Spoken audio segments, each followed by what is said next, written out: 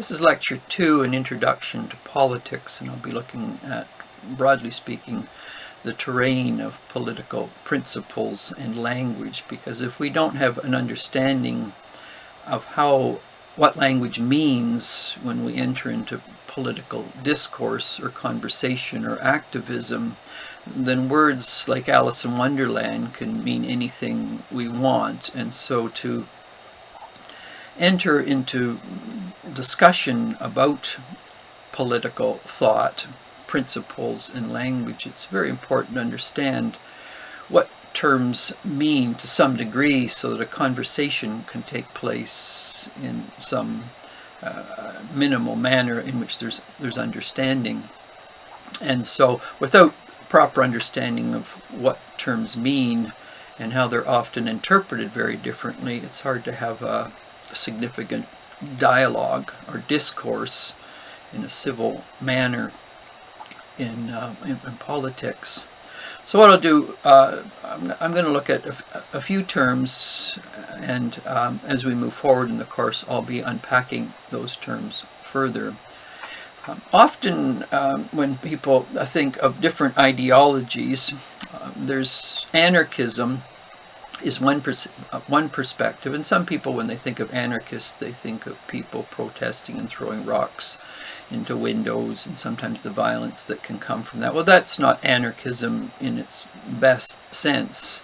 Anarchism comes from two words. Whenever you get an alpha in Greek, an archi, archi is just a Greek word for order or for authority.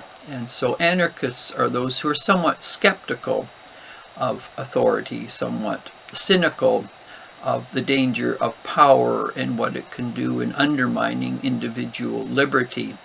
Anarchists at their best historically have been very concerned with using their liberty to build community.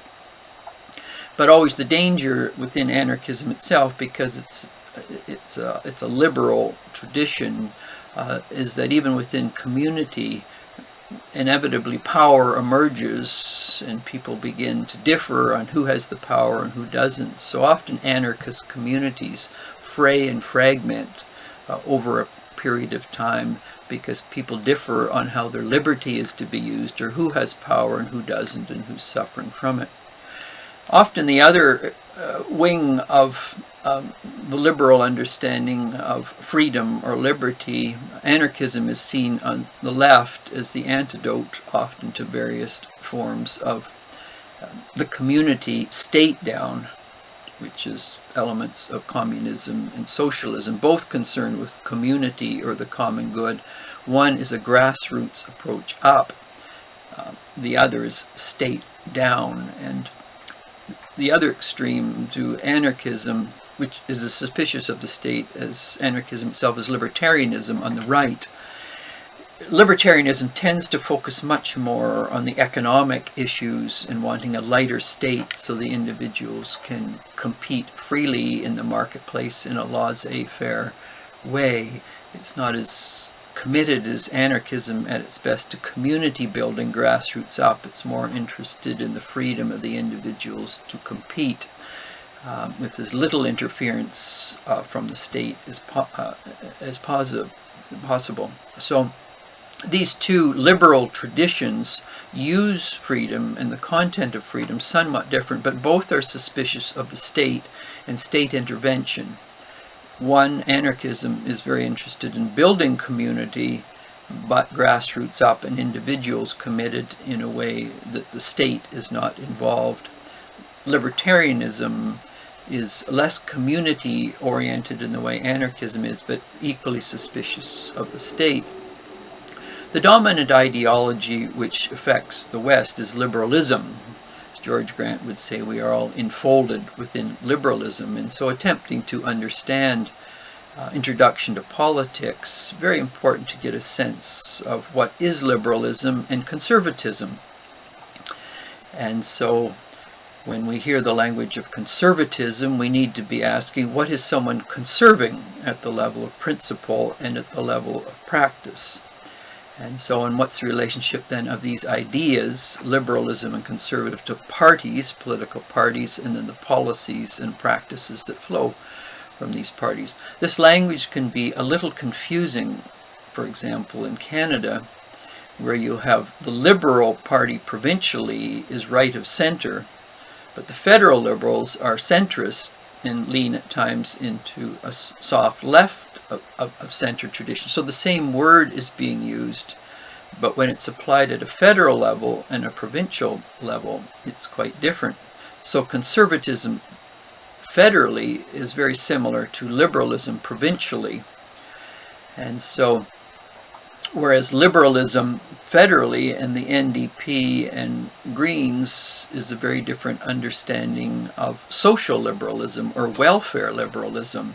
So even though they're called New Democratic, in that sense the NDP are merely pushing the liberal tradition, particularly the social liberalism or welfare liberalism, further to the left. And the Greens have played a very essential role in holding high the importance, obviously, of the environment and the relationship of humans in their relationship with nature.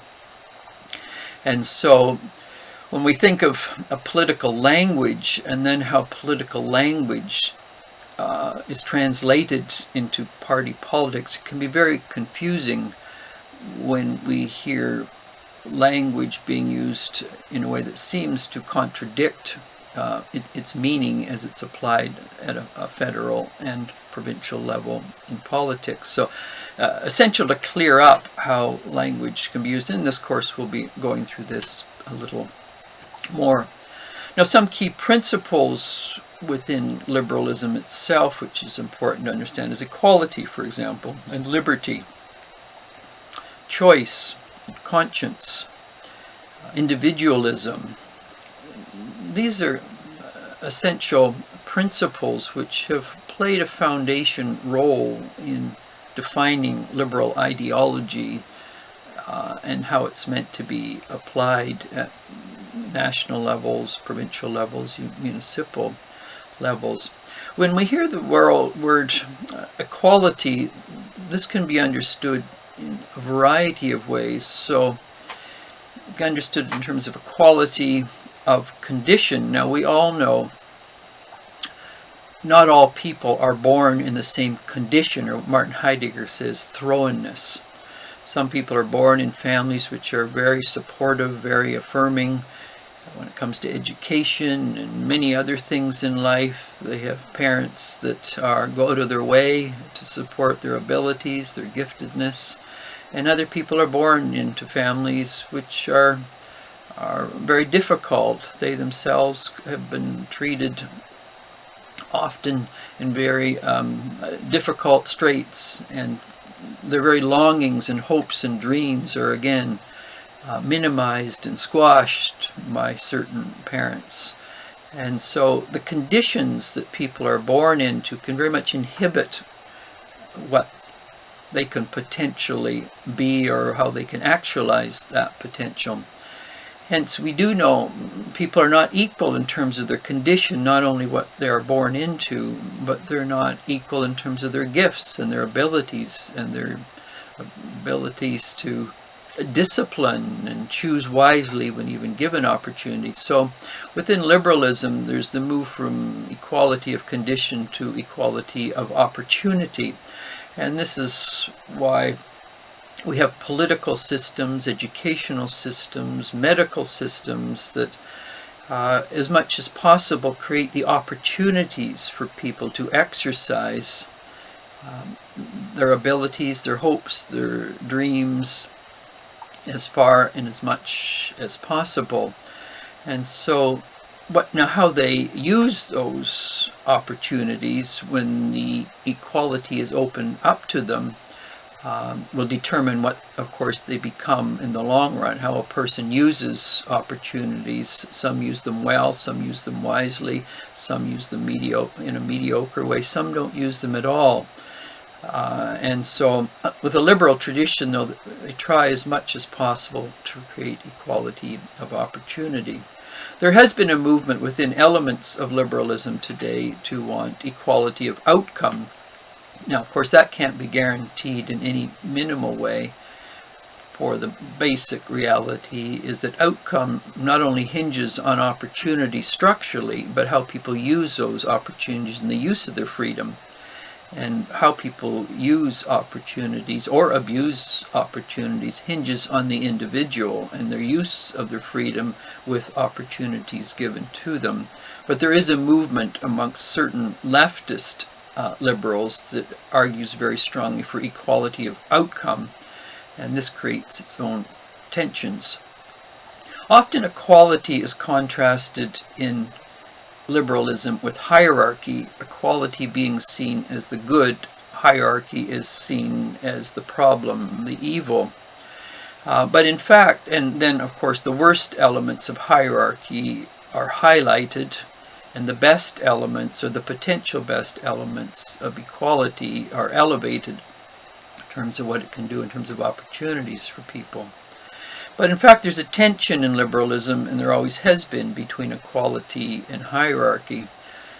Because as people are given the opportunities, for example, to become, and within liberalism, this is obviously a good, given opportunities to become a doctor, a dentist, a lawyer, to go to school, inevitably those people, if they do well in the training that they're given, they gradually climb the ladder and become very gifted as dentists and doctors and lawyers or plumbers or electricians, you name it. And so they rise up the hierarchy, as it were. So we do know if someone has toothaches or their difficulty in terms of diseases or illnesses, you just don't call anyone off the street to care for you. You go to a doctor, and depending on how serious the illness is, in fact, then it's those with the greater skill, the greater competency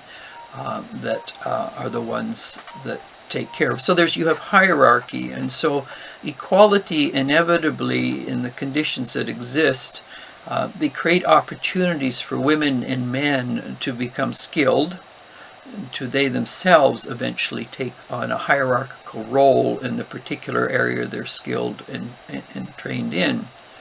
And so you have presidents of universities. Not everyone is equal in terms of ruling a university. You have people who take roles as MPs and MLAs and prime ministers. This is a hierarchy in the whole economic realm. The argument was always from Smith forward that people should have opportunity in the marketplace, but what people do with that opportunity some will become more successful and others won't be as successful. A hierarchy. So what you have in liberalism itself is this tension between the principles of equality and the principles of hierarchy, and to constantly be exploring what is the downsides of equality if pushed too far, what is the good of equality, what's the downsides of hierarchy when pushed too far, and what's the reality of hierarchy as the notion of equality itself opens up a hierarchical way. Another element within political thought is the relationship between liberty and order. We do know if you push liberty too far, constantly critiquing any sort of order, constantly cynical of any sort of authority, you get sheer anarchism. If you push order too far, you get totalitarianism or authoritarianism. So what's the relationship between order and liberty when we think politics? And so again, you have these tensions, similar to human rights, is between rights and duties and responsibilities. Lesser people will take one side of the truth and subordinate the other side of the truth. The actual traditions themselves live these two intentions. We're taking a class here in political science. Now, any of you could come in and choose to take a class in political science, and then you could say, I'm going to use my liberty not to turn up to class, not to write essays or final exams, and of course each and all have the liberty to do that, but then they don't have the freedom to get credits for the course, because there's a form, there's an order that you have to go through And out of that, then you have the freedom. You have the freedom to do well, and of course, and to do a degree. So most things in life hold together order and liberty. We know when we are on the highway, we could say, I have the freedom to drive in the opposite lane, but if everyone used the liberty to do that, people would not be free to be safe on the highway. A person could say, for example, we're entering into hockey season, we'll see how it goes in 2021. Someone would say, well, I want to use my freedom to get on the ice with a pair of boots and a bat. And someone could say, yes, you may have the freedom to do that, but you don't have the freedom to play hockey, because this is the form within which the freedom of the game is played, and these are the rules by which the game is played. So freedom is always a child of order or structure in that sense, and the danger of a post-structural world that elevates liberty contra structure or order is it undermines the very raison d'etre of liberty or freedom itself, because freedom is always a child of some sort of structure or order. But when the structure and order is seen as the problem, then freedom, like a balloon, goes in all sorts of directions. Similar to the Fraser River and the banks are like order, and if the river flows down with no banks, it goes in all sorts of directions. But where the river has the banks, you have the intense flow of water. Again, sort of the liberty and order, structure coming together. And so within political thought, liberty and order, structure and freedom is another one of those very important tensions as a part of political thought as they work themselves out. And some people obviously will lean more in the direction of liberty, and there are obvious forms of order that can be repressive, and they should always be critiqued in the search for the deeper order from which liberty itself is birthed or a midwife, because order at its deepest and most significant is the very womb within which meaningful liberty emerges.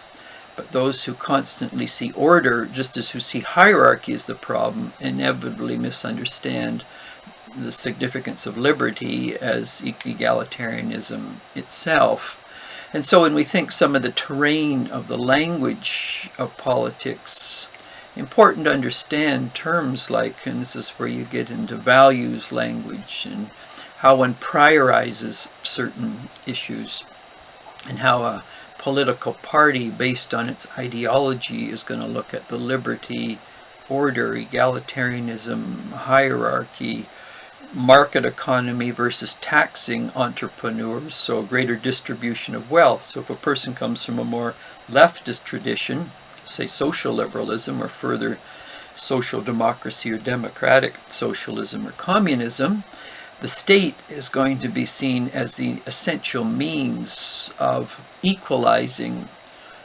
economic situations and providing for social and cultural rights in that sense. If a person moves more to the right, it's the role of the individual, increasingly so, or the voluntary sector, to take care of these social, economic, and cultural rights and environmental rights.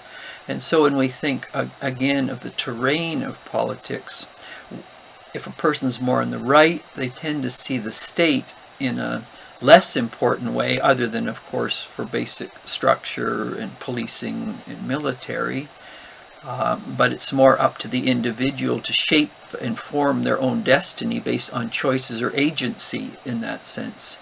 If a person's more on the left, they see the role of the state as playing an essential role in equalizing and creating not just liberty for the few, but the freedom for all, and the role of the state in doing so. It's quite interesting in this COVID season that those on the right, who have historically been for a lighter state, see, as obviously businesses have been closed down or given less hours, the important role of the state to intervene to support them fiscally in a variety of ways as they're going through difficult times and seasons, which is historically seen more as a leftist tradition.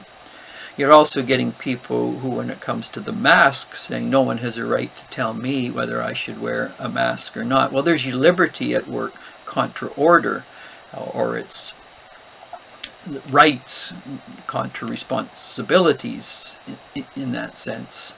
And so you can see these tendencies within liberalism when the state begins to step in and say, no, masks are important, social distancing is essential. Often those on the right, as I said, who want a lesser state economically, all of a sudden are crying out for the state to be much more involved to support small-scale businesses, middle-sized businesses. And then you have certain religious groups very much on the right who, again, they're not arguing so much out of a position of thoughtful religious theology or philosophy or public response. They're using the language of liberty, freedom, and the state does not have to tell us the right not to meet regularly, no more than they tell us the right when or not to wear masks. So this language of liberty comes to so define what the state can or cannot do in relationship to citizens in the state. And so COVID has, interestingly enough, has revealed some very significant elements of how political ideology plays itself out in a practical crisis situation such as the COVID pandemic. And so, fascinating enough, many of those on the right economically have swung over to the left, whereas the libertarian tradition, whether religiously or secular politics, when it comes to, say, masks or religious gatherings, continue to hold high a libertarian perspective with the language of freedom and liberty, and a great suspicion of the state, which is a very libertarian position. So many of these religious groups are not so much religious as just simply libertarianism, using the language of religion to justify what they're doing, just as with the masks or large gatherings without masks, without realizing that in fact this is a virus. It does infect and it can kill. And so order is very important in walking hand in hand with liberty. And to the degree people don't respect that it is an illness, and provinces and governments step in to say this is the order you should abide, in fact people will lose their liberty if they get ill and die. And so this is the great irony of those who hold liberty too high versus order, is they might lose their liberty either in illness or transferring the disease, or obviously the accelerated number of deaths in the United States, which of course is the great center of the Statue of Liberty itself. And we can see the Donald Trump, who embodies that American notion of liberty at its, in one sense, its erratic worst, and the implications of the polarization which occurs there, in which any form, the laws, you can't trust the laws, you can't trust voting, and even such ridiculous notions as martial law and firing squads coming out.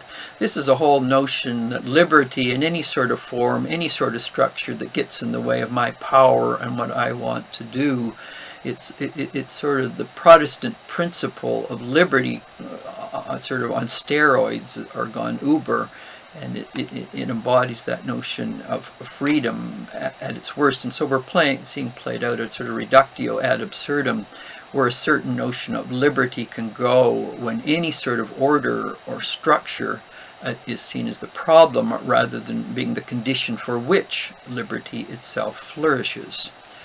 And so some of this terrain and principles of politics is very important to understand as we begin to venture forth into the world of politics, and particularly the institutions that are meant to embody politics. But underneath institutions and parties are certain principles in political language, and if they're not understood in the ideology that undergirds them, then we can get quite confused in terms of why people say what they do, why parties have seemingly different names for the same thing that they're about. What's the difference between anarchism, libertarianism, conservatism, liberalism, social democracy, democratic socialism, communism, socialism?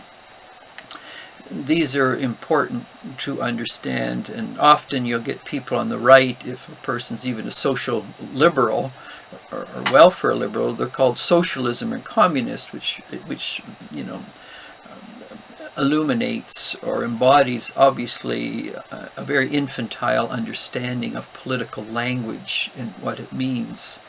And so usually people who are uninformed or underinformed when it comes to the terrain of political language and principles often say things which are just patently silly. And of course, to the degree people remain at an infantile level of understanding of the language and the principles of politics, you get the reactionary nature of what's happened today and the polarization and the simplification of politics based on people who really have not much further emerged from kindergarten in their understanding. And then that's when you get the dimming and the dumbing down and the silliness that often comes out of people's mouths, or different tribes or clans as they turn their cannons on those they differ with. And certainly in the Trump era, we've seen this politics of polarization played out, and a simplification of language and twittering out little 1 or 2 line phrases that really say nothing in any significant way, but they signal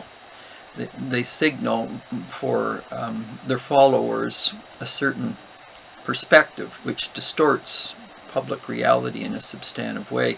So important in a class, an introduction to politics, we get some of these principles and the language of politics as it has developed historically, so conversations about what is actually happening, both in a more civil context and certainly uncivil context. We can raise the level to a more mature level so that the world of politics can move forward in the honorable profession it is, and that states can embody at their best, with women and men taking leadership, a just, peaceful, and ecologically sane society and culture, both nationally and internationally.